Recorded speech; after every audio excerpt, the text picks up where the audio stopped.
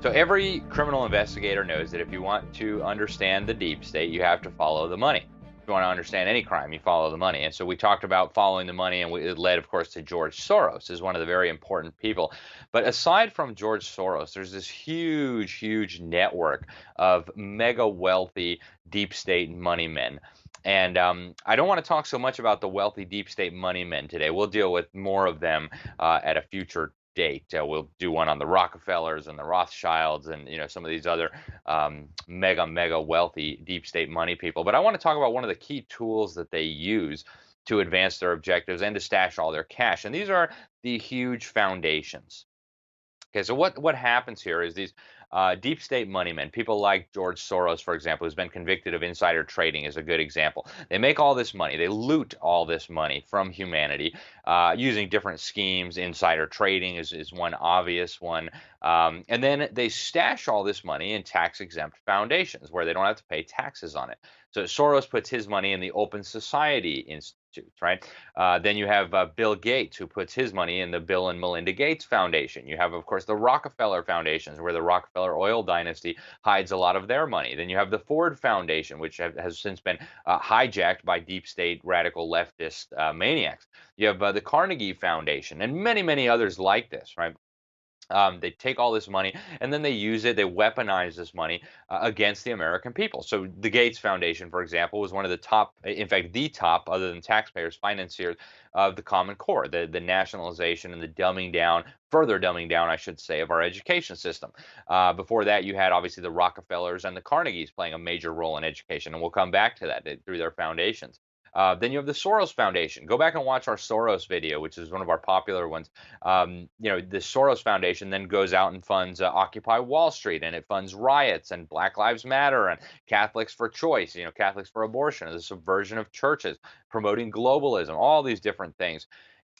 There have been several congressional investigations and reports coming out of these activities, and they're worth taking a look at. So, in 2014, there was a really, really interesting report that came out of the Senate Environment Committee, and it exposed this network of foundations. It referred to it as the Billionaires Club, and they argued in this report that this Billionaires Club literally created the Green Movement. So this explosive 92-page study called "The Chain of Environmental Command: How a Club of Billionaires and Their Foundations Control the Environmental Movement and Obama's EPA."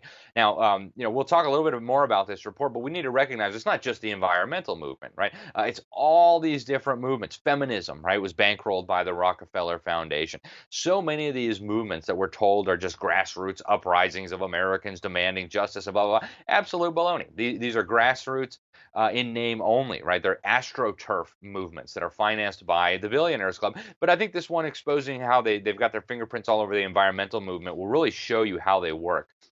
So I want to give you some quotes from there. They say that this Billionaires Club is a close-knit network of like-minded funders, environmental activists, and government bureaucrats who specialize in manufacturing phony grassroots movements and promoting bogus propaganda disguised as science and news to spread an anti-fossil energy message to the unknowing public. And one of the really interesting things that they showed in this report is that, first of all, they'll fund the production of phony studies. Then they'll disseminate their propaganda through propaganda outlets that they also fund, like Mother Jones Magazine or Huffington Post, things like this that are also on the dole of the Billionaires Club. Here's one example that came out of the report. They said, quote, "In one example, a story reporting on a Park Foundation-supported anti-fracking study was reproduced by a Park-funded news organization through a Park-funded media collaboration, where it was then further disseminated on Twitter by the maker of a Park-backed anti-fracking movie." So that's direct from the report, right? It gives you some sense of how artificial this all is, right? And then CNN fake news picks it up and acts like it's a legitimate news story. Some of the organizations that they identified in the Senate report from 2014, the Rockefeller Brothers Fund, the Schmidt Family Foundation, which was created by the head of Google, Eric Schmidt, right, a regular Bilderberg attendee, Council on Foreign Relations, all the deep state organizations he's tied with. Then you have the Heinz Family Foundation, right, controlled by former Secretary of State John Kerry's wife. Another one they mentioned is the Sea Change Foundation, and we've done some reporting on this recently because they were funding all these ridiculous green groups at the UN summit. And one of the things that they didn't want to tell you at the UN or anywhere else is that the Sea Change Foundation, in addition to getting all this money from the Billionaires Club, is also getting money from the Kremlin. Oh, that's interesting, isn't it? The Congress found out that money was going from the Kremlin to a shell corporation registered in Bermuda called Klein Limited, and then Klein Limited would launder this money and send it along to the Sea Change Foundation, which would launder it some more and then distribute it to so-called green organizations in the United States that all demand, global slavery, global carbon taxes, keep all the energy in the ground, make Americans poor, take away all our liberty, et cetera, et cetera. Right. So they use these phony tax-deductible charitable contributions. This is interesting, too, because in the report they talked about this might even be a legal violation. They funnel all this money into these 501c3 tax-exempt foundations that are supposed to be for educational purposes or, philanthropic purposes. They're not supposed to be allowed to lobby, to get involved in the political process, to meddle in elections. And yet what these 501c3 foundations are doing that are funded by these billionaires, they then funnel that money that they got tax exempt into 501c4 organizations that do lobby and that do campaign for candidates and that do get involved promoting deep state-backed government policies. Now, in the report, they actually argue that there's the potential that this dark money has been in violation of U.S. law. They're influencing elections using these shady foundations and 501c3 corporations. But of course, this is nothing new, and the Congress knows it. Right. Back in 1952, our Congress got really suspicious that all these big foundations, supposedly funded by capitalists, were running around promoting communism and collectivism. They said, well, that's not good. So they set up the Select Committee to investigate tax-exempt foundations and comparable organizations. This was also known as the Cox Committee and then later the Reece Committee. And some of the tasks that they were charged with was to look into these foundations and why they seemed to be supporting communism. Turns out they were supporting communism, but it was even worse than members of Congress had realized at first. The guy who led a lot of these investigations, his name was Norman Dodd. He was the head of research, the staff director for this committee. He had a really interesting dealing with the president of the Ford Foundation, President Rowan Geither. And so after he was assigned to run this investigation, Geither called him into his office and actually explained to him that what they were doing was obeying directives that were coming out of the White House, deep state operatives in the White House, and they were trying to so alter life in the United States that it could be comfortably merged with the Soviet Union. Don't take my word for it.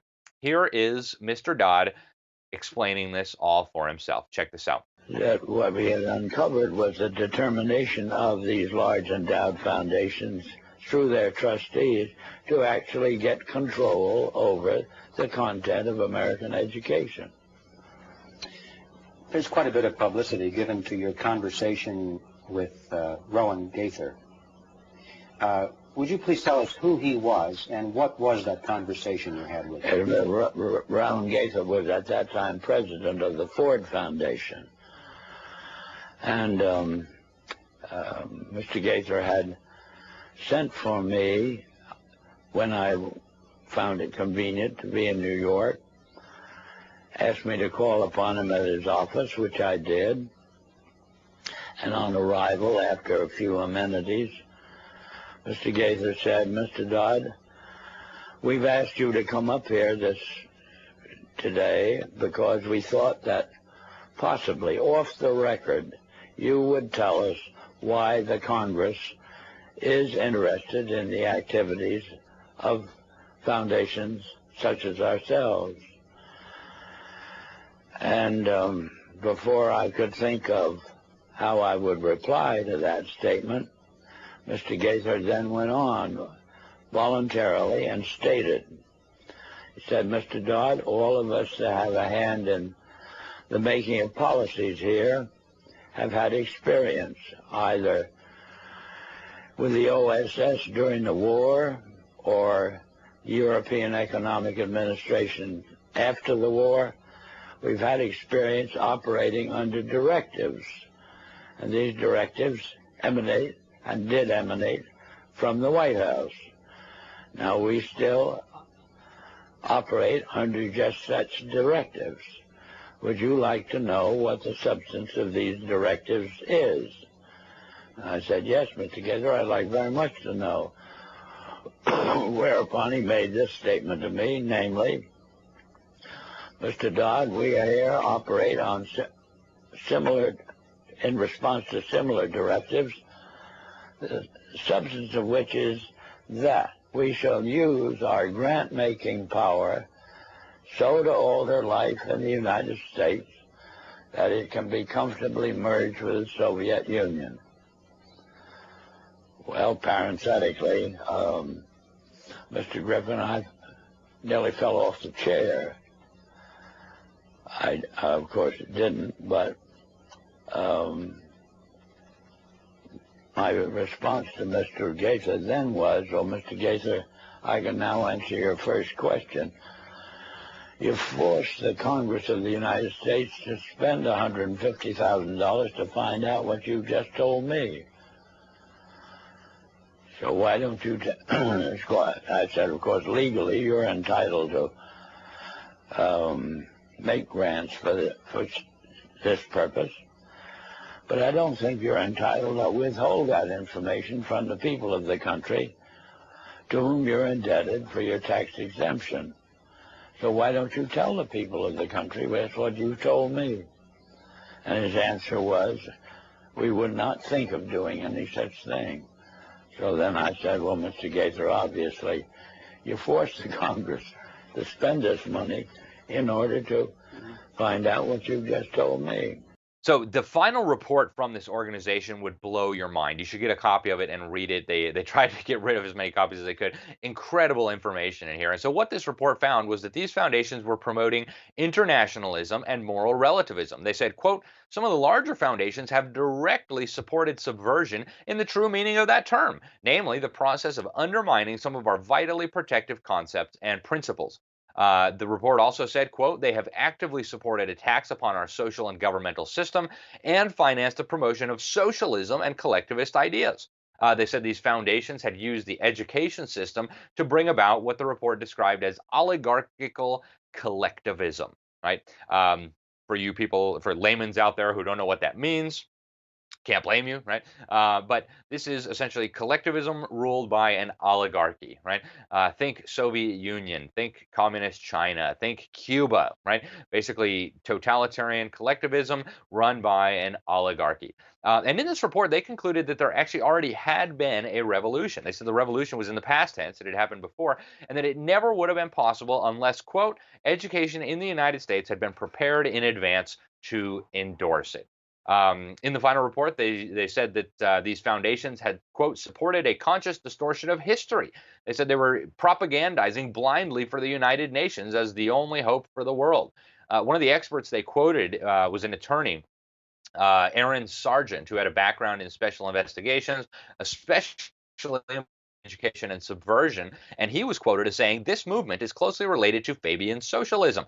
He said, quote, they sought to create a blackout of history by slanting and distorting historical facts. He said they introduced a new and revolutionary philosophy, one based on the teachings of John Dewey. And if you don't remember John Dewey, go back and watch our episode on education. This is really the architect of the so-called public school system that today is dumbing down and indoctrinating our children. They used two key foundations to do the education hijacking. The Carnegie Foundation was one of them. Carnegie, of course, was literally controlled by the Soviet Union. Right at one point, it was run by Soviet agent Alger Hiss, who represented the United States at the founding of the United Nations. We actually put him in prison because he was working for Stalin at the time. And so they focused on the international education, basically globalizing the indoctrination system. Meanwhile, the Rockefeller Foundations were in charge of the domestic education scene. So they financed people like John Dewey and his experimental school at the University of Chicago, and later his scheming over at the University of or Columbia University. Now, aside from controlling the education system, and in fact, one of the ways they got control of the education system was through securing control of the entire money supply. This happened back in 1913 when they were able to get the Federal Reserve Act passed into law. So in a different interview, that last interview that I just showed you, that was an interview with G. Edward Griffin, who at the time was working with the John Birch Society and had a long history of working with the John Birch Society. This is another interview with Norman Dodd. This one was done by Dr. Stanley Monteith.